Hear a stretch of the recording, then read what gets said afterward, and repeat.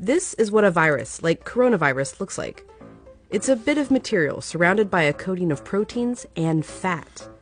Viruses easily stick to places like your hands, but when you rinse your hands with just water, it rushes right over the virus. That's because that layer of fat makes the virus behave kind of like a drop of oil. You can see it happening in this demonstration. Oils are just liquid fats. What happens when you pour oil into water?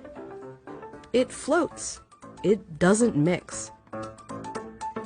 But add soap, and suddenly that fatty oil dissolves into the water.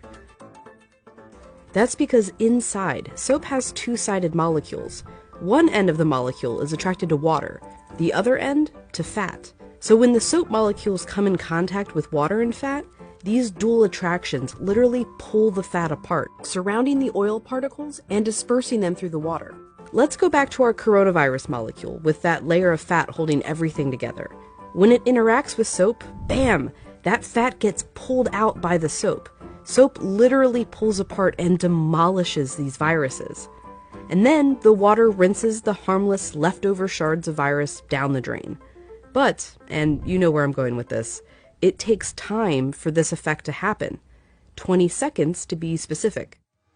To show why, we ordered this lotion that mimics viruses and their fatty layers. It glows under a UV light. If you just rinse your hands under regular water, nothing comes off. If you wash with soap for just 5 seconds or 10 seconds, your hands are still covered. The virus is still there, able to get you and others sick. But 20 full seconds, now the soap is actually destroying the virus.